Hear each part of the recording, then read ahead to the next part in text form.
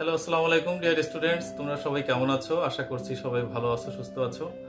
Dear students, আজকের ক্লাসটা তোমাদের জন্য খুবই গুরুত্বপূর্ণ একটা ক্লাস। আজকে আমি ব্যাংক সমন্বয় বিবরণীর যে ট্রেডিশনাল মেথড বা একক জের সংশোধন পদ্ধতি, এটা নিয়ে কথা বলবো এবং তোমরা এই একক জের সংশোধন পদ্ধতি সংক্রান্ত যত ধরনের সমস্যা আছে তোমরা সবই সমাধান করতে পারবে আজকের ক্লাসটি করলে।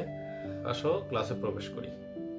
ডিয়ার স্টুডেন্টস, আমরা আলোচনা করব একক জের সংশোধন পদ্ধতি। ব্যাংক সমন্বয় বিবরণীর তিনটা পদ্ধতি সম্পর্কে আমরা ধারণা পেয়েছি প্রথম ক্লাসেই। আজকে আমরা প্রথম পদ্ধতিটা সম্পর্কে দেখব যে একক জের সংশোধন পদ্ধতি কিভাবে করতে হয়। তার আগে আমাদেরকে দুইটা বিষয়ে জানা খুব জরুরি। একটা হচ্ছে চেক, কেননা এটা খুবই কনফিউজিং আমাদের স্টুডেন্টদের কাছ থেকে আমরা যেটা জানতে পারি। আর আরেকটা হচ্ছে ব্যাংক মেমোরান্ডাম। তোমরা দেখতে পাচ্ছ যে চেক ব্যবসা প্রতিষ্ঠান দেনাদারের কাছ থেকে পেতে পারে, আবার অন্যদিকে পাওনাদারকে চেক প্রদান করতে হয়। তো পাওনাদারকে যে চেকটা প্রদান করা হয় সেটা হচ্ছে ব্যবসা প্রতিষ্ঠানে যে নির্ধারিত ব্যাংকে হিসাব নিকাশ করে সেই ব্যাংকেরই চেক প্রদান করে থাকে, অর্থাৎ চেকটা একই ধরনের হয়ে থাকে। অন্যদিকে দেনাদারের কাছ থেকে যে চেকগুলো পাওয়া যায় সেটা বিভিন্ন ব্যাংকের বিভিন্ন পার্টি তাদেরকে যে বিভিন্ন ধরনের চেক দিয়ে থাকে সেগুলো কি করা হয়, সেগুলো কালেকশনের জন্য ক্লিয়ারিং হাউসে রাখা হয়ে থাকে ব্যাংকের মাধ্যমে। তো ব্যাংক যেটা করে সেটা হচ্ছে ওই ক্লিয়ারিং হাউস থেকে টাকা সংগ্রহ করে সেটা ব্যবসা প্রতিষ্ঠানের অ্যাকাউন্টে জমা করে দেয়। তো ব্যাংক সমন্বয় বিবরণী যে তারিখে প্রস্তুত করা হয় ওই তারিখের মধ্যে এরকম অনেক চেক থাকতে পারে যেটা প্রক্রিয়াগত কারণে টাকাটা জমা হয়নি। তো এই ধরনের চেককে বলা হয় পরিবহনাধীন চেক বা ট্রানজিটে জমা চেক বা ডিপোজিট ইন ট্রানজিট বলা হয়ে থাকে। আর অপর্যাপ্ত তহবিল চেক বা NSF cheque, not sufficient fund cheque, এটা বলা হয় যে চেকগুলো ডিজনার হয়, অর্থাৎ বাউন্স হয়, মানে দেনাদারের অ্যাকাউন্টে পর্যাপ্ত টাকা না থাকার কারণে যে চেকগুলো ক্লিয়ারিং হাউস থেকে প্রত্যাখ্যাত হয় সেগুলোকে বলা হয় হচ্ছে এনএসএফ চেক বা বাউন্স চেক। আর একটা বিষয় আমাদের জানা দরকার, সেটা হচ্ছে যে পাওনাদারকে যে চেক প্রদান করা হয় এই চেক যদি পাওনাদার আমাদের ব্যবসা প্রতিষ্ঠানের যে নির্ধারিত ব্যাংক সে ব্যাংকে প্রেজেন্ট না করে টাকাটা যদি না উঠিয়ে নেয়, তাহলে এই ব্যাংক সমন্বয় বিবরণীর তারিখে এই যে পরিমাণ চেক এরকম কাউন্ট করা হয় এটাকে বলা হয় হচ্ছে বকেয়া চেক বা আউটস্ট্যান্ডিং চেক বা আনপ্রেজেন্টেড চেক বলা হয়। ফলে এটাও আরেকটা গড়মিলের কারণ হয়ে দাঁড়ায়। এবারে আমরা দেখব যে ব্যাংক মেমোরান্ডাম হচ্ছে ডেবিট মেমোরান্ডাম এবং ক্রেডিট মেমোরান্ডাম, এই দুই প্রকারের। আমরা এর আগেও এটা নিয়ে কথা বলেছি। ডেবিট মেমোরান্ডাম হচ্ছে যদি ব্যাংক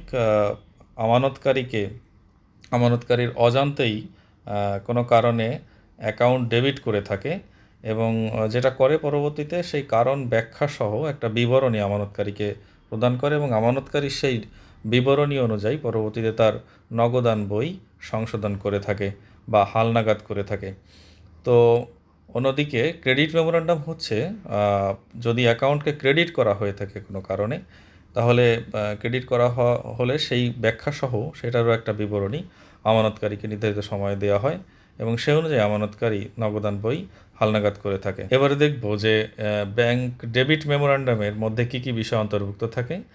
আমরা দেখতে পাচ্ছি যে ব্যাংক সার্ভিস চার্জ আমানতকারীর পক্ষে সরাসরি যদি পরিশোধ করা হয়ে থাকে, ব্যাংক যদি কোনো বিল বাট্টা করে এবং সেটা প্রত্যাখ্যাত হয়, তারপরে ব্যাংক জমাতিরিক্ত সুদ ধার্য করা হলে, তারপরে চেক ছাপানো খরচ, ট্রাভেলার্স চেক ইস্যু, তহবিল স্থানান্তর, তো এই ধরনের ঘটনায় কি হয়, অ্যাকাউন্ট ডেবিট হয়ে থাকে। অন্যদিকে ক্রেডিট মেমোরান্ডাম হচ্ছে ব্যাংক সুদ মঞ্জুর করলে বা ব্যাংক কর্তৃক যদি সরাসরি আদায় করা হয়, বিনিয়োগের সুদ আদায়, দেনাদার থেকে সরাসরি আদায়, বা বিমা কোম্পানি থেকে যদি ক্ষতিপূরণ পাওয়া যায় বা অন্য কোনো কোম্পানির শেয়ার থেকে লভ্যাংশ পাওয়া যায়, এইগুলো কারণে ব্যাংক অ্যাকাউন্ট ক্রেডিট করে থাকে এবং পরবর্তীতে সেটা ব্যাখ্যাসহ আমানতকারীকে ক্রেডিট মেমোরান্ডামের মাধ্যমে পাঠায়। এবারে আমরা দেখব আলফা লিমিটেড কোম্পানির দুগড়া নগদান বই। এর ডেবিট পাশে দুইটা টাকার ঘর আছে, নগদ টাকা, ব্যাংক টাকা। অন্যদিকে ক্রেডিট পাশে আছে নগদ টাকা, ব্যাংক টাকা, দুইটা টাকার ঘর। ডেবিট পাশে নগদ প্রাপ্তি বোঝাচ্ছে, ক্রেডিট পাশে প্রদান বোঝাচ্ছে। তারপরে আমরা দেখতে পাচ্ছি ডিসেম্বরের 1 তারিখ থেকে ডিসেম্বরের 31 তারিখ পর্যন্ত পরে সিডি ব্যালেন্সিং করা আছে। আমাদের আসলে প্রয়োজন হবে শুধু ব্যাংক টাকার ঘর যেটা, কেননা আমাদের কাজ হচ্ছে ব্যাংক সমন্বয় করা। ব্যাংক স্টেটমেন্ট অনুযায়ী যে ব্যালেন্স সেটার সঙ্গে নগদান বইয়ের যে ব্যালেন্স সেটা মিলকরণ করা। ফলে আমরা এই নগদ কলামটা মুছে দিলাম। এবারে ব্যাংক বিবরণীর সঙ্গে মিলাতে আমাদের সুবিধা হবে। আমরা এবার একটা ব্যাংক বিবরণী দেখে আসি। আমরা ব্যাংক বিবরণী দেখতে পাচ্ছি। ব্যাংক বিবরণীতে যমুনা ব্যাংক লিমিটেড খুলনা ব্রাঞ্চের সাথে অ্যাকাউন্ট আছে। আলফা লিমিটেড কোম্পানি, এখানে ক্লায়েন্ট নেম আলফা লিমিটেড, ক্লায়েন্টের অ্যাকাউন্ট নাম্বার দেওয়া আছে। ব্যাংক স্টেটমেন্ট ডিসেম্বরের 1 তারিখ থেকে শুরু করে 31 ডিসেম্বর পর্যন্ত দেওয়া আছে। আমরা দেখতে পাচ্ছি যে ডিপোজিটস লেখা আছে ব্র্যাকেটে ক্রেডিট, উইথড্রলস লেখা আছে ডেবিট। অর্থাৎ যদি যমুনা ব্যাংক লিমিটেড ক্রেডিট করবে কখন, যখন আলফা লিমিটেড কোম্পানি টাকা জমা করবে। অন্যদিকে আলফা লিমিটেড যদি অ্যাকাউন্ট থেকে টাকা উঠিয়ে নেয় তাহলে ডেবিট করছে, কেননা এটা যমুনা ব্যাংকের জন্য আলফা লিমিটেডের এই ডিপোজিটটা একটা দায়। অন্যদিকে আলফা লিমিটেড যে টাকাটা ডিপোজিট করছে এটা তার জন্য একটা সম্পদ, তাই ডিপোজিট করলে এটা ক্রেডিটেই লেখা হচ্ছে স্টেটমেন্ট ওয়াইজ। 31 ডিসেম্বর তারিখে ব্যাংক স্টেটমেন্টের ব্যালেন্স দেখলাম আমরা 1 লক্ষ টাকা। অন্যদিকে নগদান বইয়ের যে 31 ডিসেম্বরের ব্যালেন্স সেটা 1,10,000 টাকা, অর্থাৎ দেখা যাচ্ছে যে দুইটা ব্যালেন্সের মধ্যে মিল নেই। অথচ ওপেনিং ব্যালেন্স যেটা ছিল ডিসেম্বরের 1 তারিখে এটা 1 লক্ষ টাকা, এবং নগদান বইয়ের যে ওপেনিং ব্যালেন্স সেটাও কিন্তু 1 লক্ষ টাকা আমরা দেখতে পাচ্ছি। তো আমরা এই ওপেনিং ব্যালেন্স দুইটা, অর্থাৎ নগদান বইয়েরটা এবং ব্যাংকেরটাকে লাল কালি দিয়ে মার্ক করে যাব। অর্থাৎ মিলকরণ প্রক্রিয়া আমরা দেখব যে গড় মিলটা কোথায়। তো আমরা লাল কালি দিয়ে মার্ক করে দিলাম দুইটাই। এরপরে আমরা দেখতে পাচ্ছি যে ডিসেম্বরের 4 তারিখে করিমকে একটা চেক প্রদান করা হয়েছে। করিম এই প্রতিষ্ঠানের পাওনাদার বোঝা যাচ্ছে।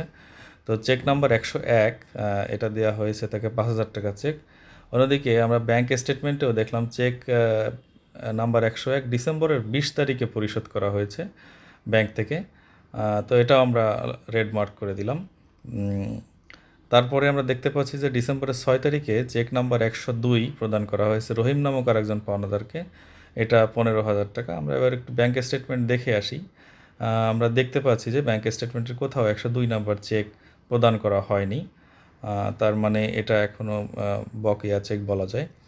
তারপরে আমরা ডিসেম্বরের 8 তারিখে দেখতে পাচ্ছি যে জব্বার নামক একজন ব্যক্তিকে চেক নাম্বার 103 প্রদান করা হয়েছে, অর্থাৎ ইস্যু করা হয়েছে 40,000 টাকা।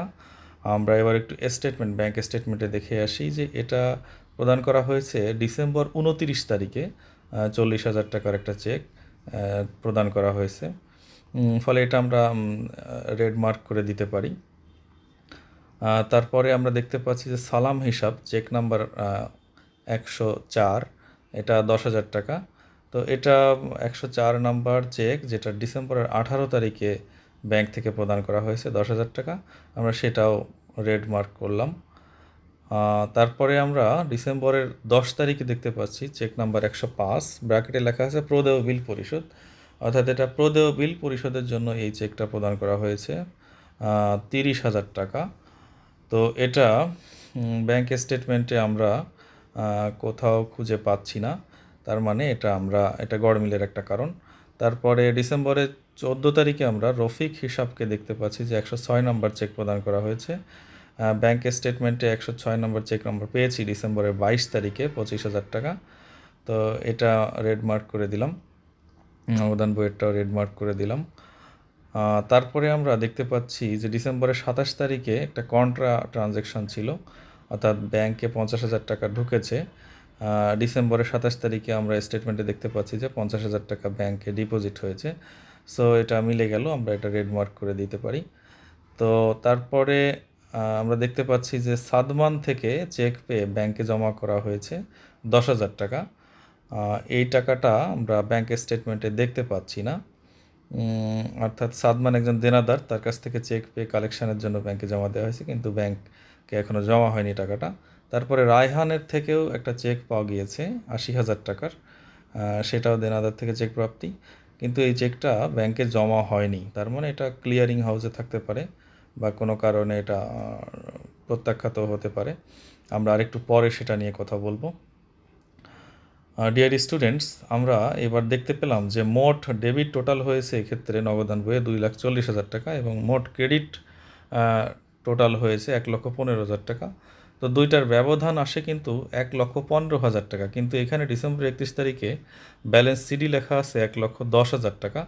তাহলে এখানে কিন্তু নগদান বই যিনি প্রস্তুত করেছেন তিনি একটা ভুল করেছেন। এটা 1,15,000 টাকা হবে, অর্থাৎ 5,000 টাকা কিন্তু তিনি নগদান বইয়ে কম লিখেছেন। তাহলে আমরা এটা মার্ক করে রাখি যে এই জায়গাটা একটা ভুল থাকলো। অন্যদিকে আমরা এবার একটু ব্যাংক স্টেটমেন্টে দেখে আসি যে ডিসেম্বরের 31 তারিখে ব্যাংক স্টেটমেন্টে আমরা দেখতে পাচ্ছি 98,000 টাকা, এবং ডিসেম্বরের 31 তারিখে ব্যাংক ইন্টারেস্ট অর্থাৎ সুদ আয় হয় 1500 টাকা। তো 98,000-এর সঙ্গে 1500 যোগ হলে 99,500 টাকা হয়, কিন্তু 31 তারিখের ব্যালেন্স লেখা আছে 1 লক্ষ টাকা। তার মানে 500 টাকা এক্ষেত্রে বেশি লেখা আছে ভুলবশত। এটা আর একটা ভুল, আমরা এই ভুলটা চিহ্নিত করে রাখি। ডিয়ার স্টুডেন্টস, আমরা এবার দেখব যে সমন্বয় বা মিলকরণ কেমন হবে। এটার দুইটা ধরন আছে। একটা হলো যে যদি আমরা আমানতকারীর বই থেকে শুরু করি তাহলে আমাদেরকে মিলাতে হবে যে ব্যাংকের যে বইটা অর্থাৎ ব্যাংক বিবরণী সেইটার যে উদ্বৃত্ত সেটার সঙ্গে আমাদেরকে মিলাতে হবে। আর সেক্ষেত্রে আমানতকারীর যদি ডেবিট ব্যালেন্স হয় তাহলে আমাদেরকে মিলাতে হবে ব্যাংক বিবরণীর ক্রেডিট উদ্বৃত্তের সঙ্গে।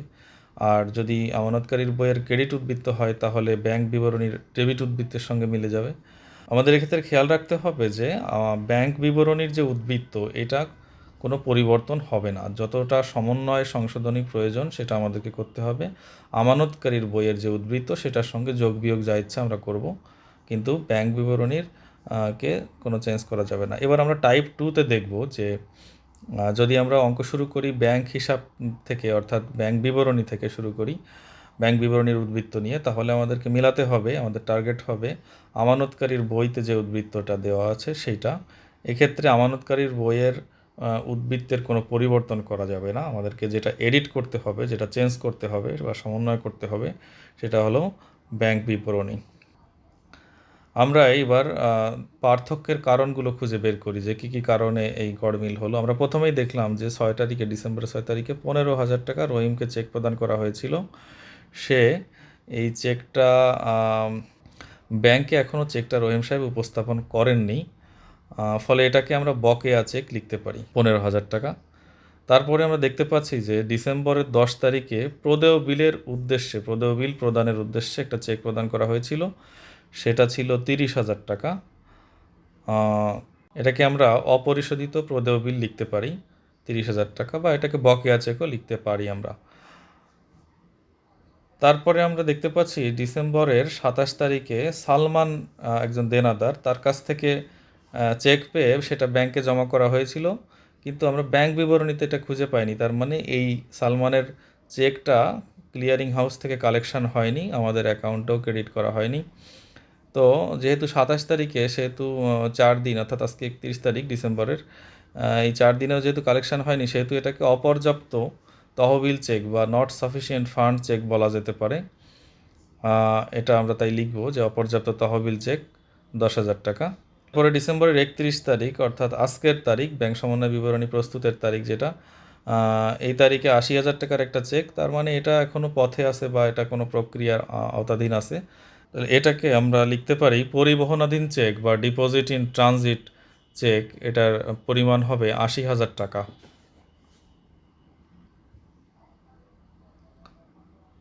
এরপরে ডিয়ার স্টুডেন্টস, আমরা দেখব যে টোটাল মোট ডেবিটের পরিমাণ ছিল 2,40,000 টাকা এবং মোট ক্রেডিটের পরিমাণ ছিল 1,15,000 টাকা। তো দুইটার ব্যবধান আসে হলো 1,15,000 টাকা, অর্থাৎ ব্যালেন্স সিডি হবে 1,15,000 টাকা, কিন্তু সেটা কম লেখা আছে, অর্থাৎ এখানে ভুল করেছে। তাহলে আমরা এটা লিখব নগদান বইয়ে ভুল, 5,000 টাকা কম দেখানো হয়েছে এক্ষেত্রে। আমরা এবারে ব্যাংক বিবরণীটা একটু দেখে আসি। ব্যাংক বিবরণীতে আমরা দেখতে পাচ্ছি যে নোট কালেকশন করা হয়েছে 30,000 টাকা ডিসেম্বরের 29 তারিখে। তো এটা হচ্ছে একটা মানে ডিপোজিটরের অ্যাকাউন্টকে ক্রেডিট করা হয়েছে, কিন্তু ডিপোজিটর কিন্তু এই বিষয়ে অবগত নয়। এটা অবগত থাকলে সে নগদান বইটাকে হালনাগাদ করতে পারতো। তো এটা ক্রেডিট মেমোরান্ডাম ইস্যু বা ক্রেডিট মেমোরান্ডাম আইটেম। তো এই ধরনের ক্রেডিট মেমোরান্ডাম আইটেমকে আমরা সিএম দিয়ে প্রকাশ করব। আমরা লিখলাম সিএম নোট কালেকশন সমান 30,000 টাকা। তারপর আমরা দেখতে পাচ্ছি যে ব্যাংক সার্ভিস চার্জ কেটেছে 2,000, এটা একটা ডেবিট মেমোরান্ডাম আইটেম, এক্ষেত্রে আমরা ডিএম দিয়ে প্রকাশ করব ব্যাংক সার্ভিস চার্জ 2,000 টাকা। তারপরে ডিসেম্বর 31 তারিখে আমরা দেখতে পাচ্ছি যে ব্যাংক ইন্টারেস্ট পেয়েছে 1500 টাকা। এটা একটা ক্রেডিট মেমোরান্ডাম আইটেম, এটাকে আমরা সিএম লিখব। তারপরে ব্যাংক সুদ 1500 টাকা। তারপরে আমরা দেখব যে আমাদের এই যে লাস্টে যে ভুলটা করেছে ব্যাংক বিবরণীতে, 98,000 টাকার সঙ্গে 1500 টাকা যোগ করলে আসে 99,500 টাকা, কিন্তু এটা ভুলবশত 1 লক্ষ টাকা লেখা আছে। তাহলে 500 টাকা এক্ষেত্রে বেশি লেখা আছে। তো এটা ব্যাংক বিবরণীর ভুল, 500 টাকা বেশি দেখানো হয়েছে। মোটামুটি এগুলোই ছিল পার্থক্যের মূল কারণগুলো। এই কারণগুলোর থাকার ফলে ব্যাংক বিবরণী এবং নগদানের মধ্যে গড়মিল দেখা দিয়েছে। আমরা দেখতে পাচ্ছি যে আমানতকারীর যে বই, সেটার নাম নগদান বই। নগদান বইয়ের যে ব্যাংক উদ্বৃত্ত, সেই উদ্বৃত্তটা ডেবিট উদ্বৃত্ত এবং ক্রেডিট উদ্বৃত্ত হতে পারে। তবে এক্ষেত্রে ডেবিট উদ্বৃত্ত ব্যাংক জমা দেখা যাচ্ছে 1,10,000 টাকা। আর ব্যাংকের যে হিসাব, মানে পাস বই বা ব্যাংক বিবরণী, সে অনুযায়ী ব্যাংক উদ্বৃত্ত বা ব্যাংক জমা, সেটার পরিমাণ হচ্ছে 1 লক্ষ টাকা। তা আমরা অঙ্ক প্রথমেই যেভাবে সমাধান করব সেটা হচ্ছে যে আমরা আমানতকারীর বই থেকে বইকে কারেকশান করে আমরা মিলাবো হচ্ছে ব্যাংক বিবরণীর যে উদ্বৃত্ত সেটার সঙ্গে। অর্থাৎ ব্যাংক বিবরণীর যে উদ্বৃত্ত 1 লক্ষ টাকা, সেটা অপরিবর্তনীয় থাকবে, সেটাকে পরিবর্তন করা যাবে না। যত ধরনের সমন্বয় যোগ বিয়োগ করতে হবে আমানতকারীর বই অনুযায়ী বা নগদান বই অনুযায়ী যে উদ্বৃত্তটা আমরা পেয়েছি 1,10,000 টাকা, সেটার সঙ্গে। পার্থক্যের প্রথম কারণটি ছিল বকেয়া চেক। বকেয়া চেক যেটা নগদান বই অনুযায়ী ব্যাংকে কমিয়ে দেওয়া হয়েছিল ব্যাংক কলামকে, কিন্তু সেটা ব্যাংক বিবরণীতে ব্যাপারটা আসেনি। তো যেহেতু আমরা ব্যাংক বিবরণীকে কোনো এডিট করতে পারবো না, পরিবর্তন করতে পারবো না, তাই আমাদের মিলকরণটা করতে গেলে এটাকে নগদান বইয়ের সঙ্গে আবার পুনরায় যোগ করা লাগবে। তো আমরা এটাকে লিখলাম বকেয়া চেক 15,000 টাকা। তারপরে লেখা আছে অপরিশোধিত প্রদেয় বিল। এটা নগদান বইয়ে ব্যাংক কলামকে কমিয়ে দেওয়া হয়েছে, কিন্তু ব্যাংক বিবরণীতে এটা কোনো উল্লেখ নেই।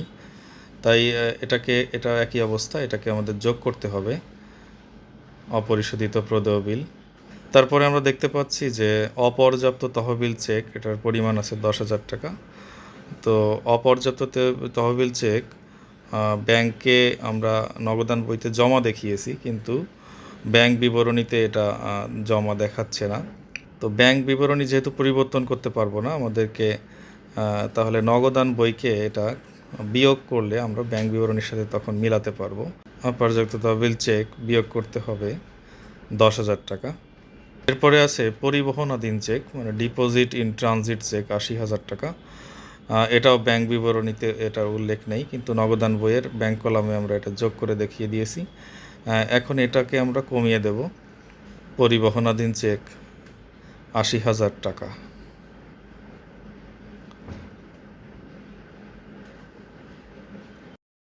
তারপরে আমরা নগদান বইয়ের একটা ভুল দেখেছিলাম যে 5,000 টাকা নগদান বইয়ে কম দেখানো হয়েছে। ফলে এই 5,000 টাকা কম দেখানোর ফলে ব্যাংক বিবরণীর সঙ্গে মিলবে না। তো আমরা যেহেতু 5,000 টাকা কম দেখিয়েছি, এখন এটাকে বাড়িয়ে দিব। নগদান বইয়ের ভুল কম দেখানো 5,000 টাকা, 5,000 টাকা। তারপরে আমরা ব্যাংক বিবরণীতে আসি। প্রথমেই দেখতে পাচ্ছি যে ক্রেডিট মেমোরান্ডাম নোট কালেকশন, অর্থাৎ ব্যাংক নোট কালেক্ট করেছে 30,000 টাকা, অর্থাৎ ব্যাংক আমানতকারীর হিসাবকে বাড়িয়ে দিয়েছে, যেটা আমানতকারী জানে না, 30,000 টাকা। ফলে আলফা লিমিটেড যে ব্যালেন্সটা আছে এক্ষেত্রে, সেটার সঙ্গে এটা যোগ হবে। নগদান বই অনুযায়ী যে ব্যালেন্সটা আছে সেটার সঙ্গে নোট কালেকশন বা ক্রেডিট মেমোরান্ডাম আইটেম এটা যোগ করতে হবে 30,000 টাকা। তারপরে আমরা দেখতে পাচ্ছি যে debit memorandum, bank service charge 2,000 টাকা কেটেছে, যেটা আমানতকারী অবগত নয়। তো এটা আমানতকারীর বইয়ের যে ব্যালেন্স সেটার থেকে এটা কমিয়ে দিতে হবে।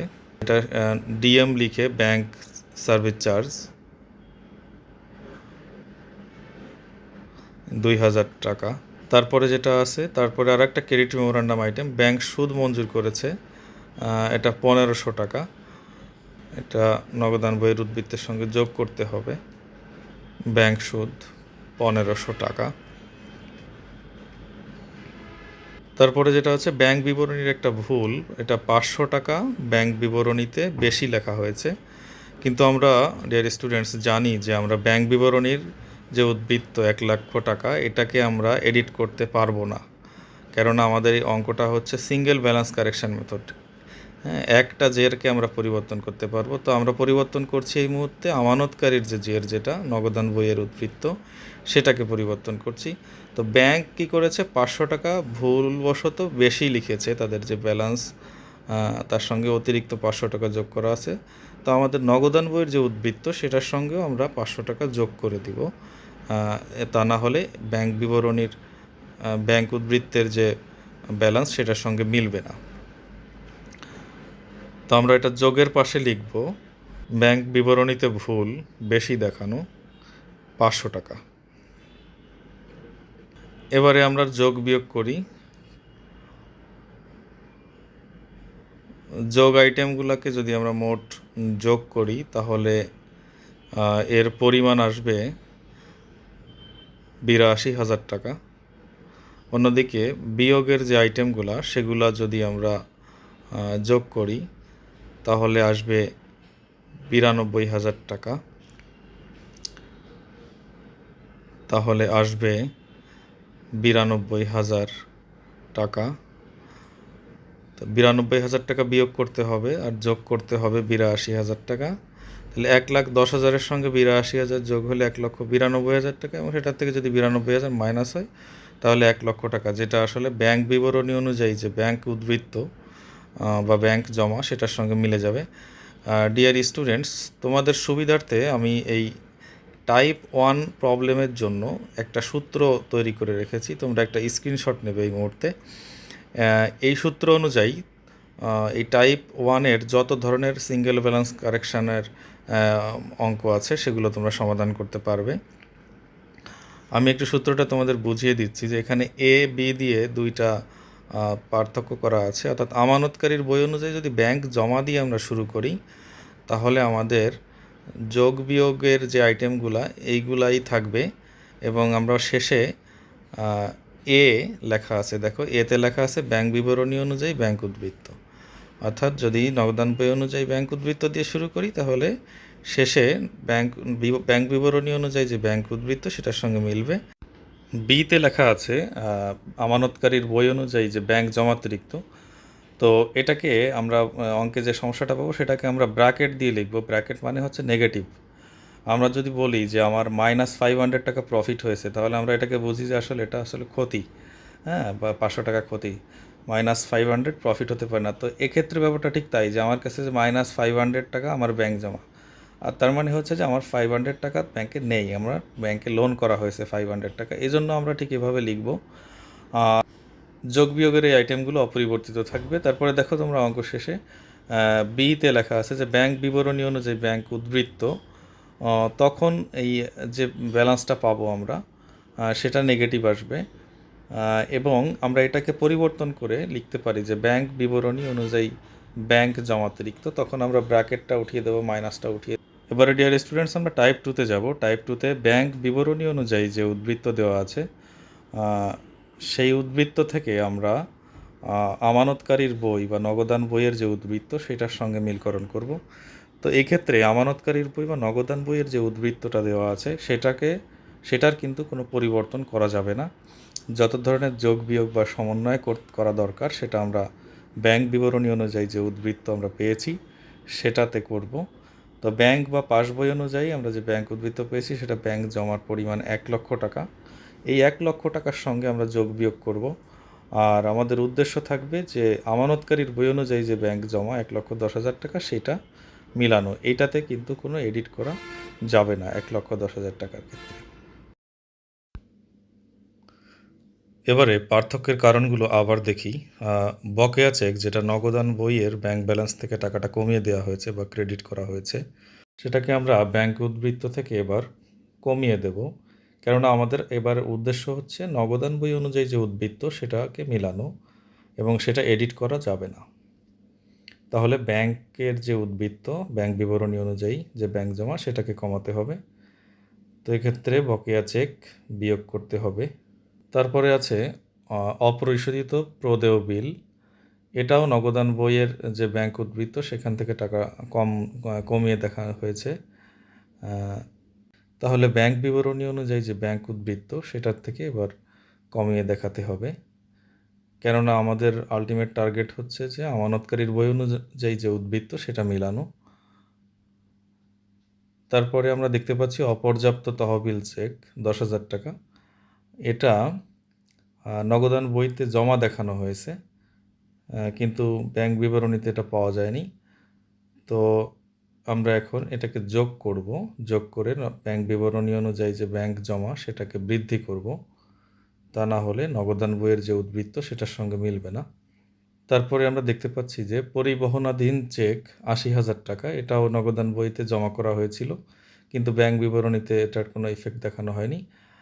তাই এখন আমরা ব্যাংক বিবরণী অনুযায়ী যে ব্যাংক জমা সেটার সঙ্গে যোগ করব পরিবহনাধীন চেক 10,000 টাকা। তারপরে নগদান বইয়ে ভুলবশত 5,000 টাকা কম দেখানো হয়েছিল। আমরা যেহেতু নগদান বইয়ের উদ্বৃত্তকে এডিট করতে পারবো না, তাই আমরা ব্যাংক বিবরণী অনুযায়ী যে উদ্বৃত্ত সেটাকে কমিয়ে দেব। তাহলে এটা বিয়োগ করতে হবে। নগদান বইয়ের ভুল 5,000 টাকা কম দেখানো, এটাকে বিয়োগ করতে হবে। তারপরে আমরা একটা ক্রেডিট নোট দেখতে পাচ্ছি, যেটা নোট কালেকশন করেছিল ব্যাংক বিবরণীতে 30,000 টাকা, কিন্তু এটা নগদান বইয়ের উদ্বৃত্তে এটা জমা করা হয়নি বা আপডেট করা হয়নি। তো এটাকে আমরা এখন কমিয়ে দেব, কেননা আমাদের আলটিমেট টার্গেট হচ্ছে আমানতকারীর বই বা নগদান বইয়ের উদ্বৃত্তের সঙ্গে মিলানো। তো সেটা মিলাতে গেলে আমাদেরকে এটা বাদ দিতে হবে, ব্যাংক বিবরণীর যে ব্যাংক জমা সেটার থেকে বাদ দিতে হবে। তারপরে আছে debit memorandum, bank service charge, এটা ব্যাংক বিবরণীতে কর্তন করা হয়েছিল, কিন্তু এটা নগদান বইয়ে কোনো ইফেক্ট দেওয়া হয়নি, তাই ব্যাংক বিবরণীর উদ্বৃত্তের সঙ্গে যোগ করতে হবে debit memorandum bank service charge 2,000 টাকা। তারপরে ক্রেডিট মেমোরান্ডাম দেখতে পাচ্ছি ব্যাংক সুদ, এটা 1,500 টাকা, ব্যাংক বিবরণীতে যোগ করা হয়েছে, কিন্তু নগদান বইতে এর কোনো ইফেক্ট দেখানো হয়নি। তাই এখন আমরা এটাকে বিয়োগ করব, ব্যাংক বিবরণীর যে উদ্বৃত্ত সেটার থেকে বিয়োগ করব। সিএম লিখে ব্যাংক সুদ 1,500 টাকা। এরপরে ব্যাংক বিবরণীতে একটা ভুল করা হয়েছিল, 500 টাকা বেশি দেখানো হয়েছিল, তাই আমরা এখন 500 টাকা কমিয়ে দেব। ব্যাংক বিবরণী থেকে 500 টাকা কমিয়ে দিতে হবে ভুলবশত বেশি দেখানোর জন্য। ডিয়ার স্টুডেন্টস, আমাদের সবগুলো আইটেমই অন্তর্ভুক্ত করা হয়ে গেল। আমরা এখন যোগের যে আইটেমগুলো সেগুলো টোটাল যোগ করে পাচ্ছি 92,000 টাকা। বিয়োগের আইটেমগুলো আমরা টোটাল পাবো হচ্ছে 82,000 টাকা। তো বিয়োগের আইটেমগুলো আমাদের বিয়োগ করতে হবে, আর যে যোগের আইটেম যে 92,000 টাকা পেলাম টোটাল, সেটা 1 লাখের সঙ্গে যোগ করব। দেন আমাদের যে আমানতকারীর বই অনুযায়ী যে ব্যাংক উদ্বৃত্ত সেটা কিন্তু মিলে যাবে 1,10,000 টাকা। ডিয়ার স্টুডেন্টস, তোমরা এই মুহূর্তে একটা স্ক্রিনশট নিবে, এটা টাইপ 2 এর জন্য যে 2 নাম্বার সূত্র আমি তোমাদেরকে এখানে তুলে দিয়েছি, এবং ডেবিট মেমোরান্ডাম ক্রেডিট মেমোরান্ডাম আইটেমগুলো আলাদাভাবে চিহ্নিত করে দেখিয়েছি তোমাদের মনে রাখার সুবিধার্থে। আর এই যে সূত্র তোমরা দেখতে পাচ্ছ, এখানে এ দেওয়া আছে, বি দেওয়া আছে। তো দিয়ে যদি এ আইটেম দিয়ে যদি আমরা শুরু করি তাহলে এর সঙ্গে মিলবে, আর বি দিয়ে যদি শুরু করি তাহলে অঙ্ক শেষে বি এর সাথে মিলে যাবে। এখানে একটা বিষয় খেয়াল করতে হবে যে বি এর যে ব্যালেন্সটা দেওয়া থাকবে অঙ্কে ব্যাংক জমাতিরিক্তের, সেটাকে আমরা মাইনাস দিয়ে লিখব অঙ্ক করার সময়। কেন লিখব সেটা আমি কিছুক্ষণ আগেই আজকের ক্লাসে তোমাদের বুঝিয়েছি। আর যখন অঙ্কটা আমরা শেষ করব, শেষে এসে বি এর যে ব্যালেন্সটা আমরা পাবো সেটা যদি নেগেটিভ আসে, অর্থাৎ ব্র্যাকেটের মধ্যে আসে, তাহলে আমরা ব্র্যাকেটটা উঠিয়ে দিব বা মাইনাস চিহ্নটা উঠিয়ে সেটাকে প্লাস আকারে লিখব, এবং সেক্ষেত্রে আমরা যে কথাটা লিখব সেটা হচ্ছে আমানতকারীর বই অনুযায়ী ব্যাংক জমাতিরিক্ত, এই কথাটা লিখে তখন আমরা এটাকে প্লাস ফিগারে দেখাবো। সো ডিয়ার স্টুডেন্টস, আশা করি সবাই খুব সুন্দরভাবে বুঝতে পেরেছো। সবাইকে অনেক, অনেক ধন্যবাদ। ভালো থাকো, সুস্থ থাকো।